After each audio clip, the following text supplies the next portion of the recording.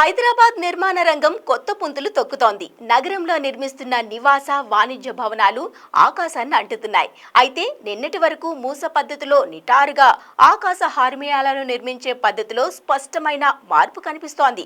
భారీ నిర్మాణాలకు సంబంధించి డిజైన్ ఎలివేషన్ కు ప్రస్తుతం అధిక ప్రాధాన్యత ఇస్తున్నాయి నిర్మాణ రంగ సంస్థలు.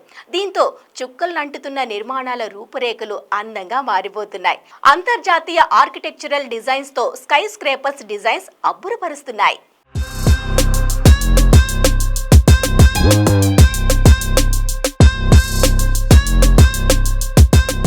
హైదరాబాద్ లో మారుతున్న భవనాల డిజైన్, అందంగా ఆకాశ హార్మియాల రూపురేఖలు, ఆకట్టుకునే ఎలివేషన్స్ తో ఐకానిక్ టవర్స్ నిర్మాణం, సరికొత్త డిజైన్లతో నిర్మాణాలు చేపడుతున్న బిల్డర్లు. గ్రేటర్ హైదరాబాద్ నిర్మాణ రంగం అందనంత ఎత్తుకు వెళుతోంది. ప్రతి సంవత్సరం భవనాలు ఎత్తు పెరుగుతూ వస్తోంది. ఒకప్పుడు 10 నుంచి 15 అంతస్తులకే పరిమితం కాగా ప్రస్తుతం 55 అంతస్తుల ఆకాశ హర్మ్యాల వరకు నిర్మాణం జరుపుకుంటున్నాయి.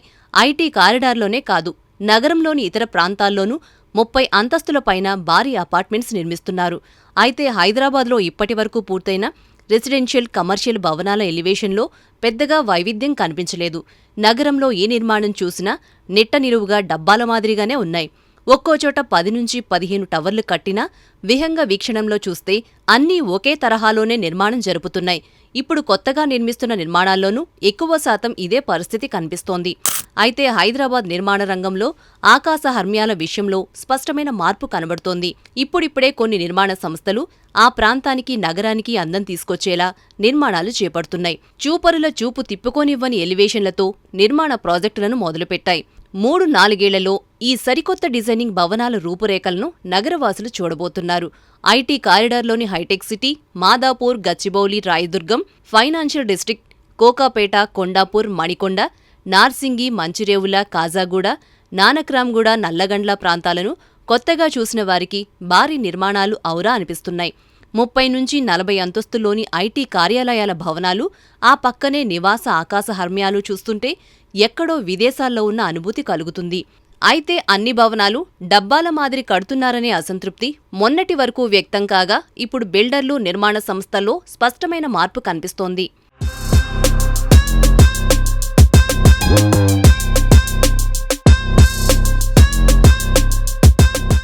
గ్రేటర్ హైదరాబాద్లో నిర్మిస్తున్న ప్రాజెక్టులను చూస్తే అంతర్జాతీయంగా పేరున్న ఆర్కిటెక్టులు డిజైన్ చేసినవి చాలానే ఉన్నాయి. అయినా ఎలివేషన్ పరంగా కొత్తదనం లేకపోవడానికి పలు కారణాలు ఉన్నాయని డెవలపర్లు చెబుతున్నారు. హైదరాబాద్ రియల్ ఎస్టేట్ మార్కెట్లో ఇళ్ల విక్రయాలను ప్రధానంగా ధర, వాస్తు ప్రభావితం చేస్తాయి. 2 పడక గదులు మొదలు 5 పడక గదుల వరకు ఏది కట్టినా ప్రతి గది వాస్తు ప్రకారం ఉండాలని కొనుగోలుదారులు కోరుకుంటారు. వాస్తులేని ఫ్లాట్లను విక్రయించడానికి డెవలపర్లు చాలా ఇబ్బంది పడాల్సి వస్తుంది. ఎలివేషన్ డిజైన్తో భవనాన్ని నిర్మిస్తే కొన్ని ఫ్లాట్స్ వాస్తు ప్రకారం కట్టలేమని బిల్డర్లు చెబుతున్నారు. అందుకే ఎక్కువ మంది బిల్డర్లు భిన్నమైన ఎలివేషన్ల వైపు వెళ్లడం లేదు.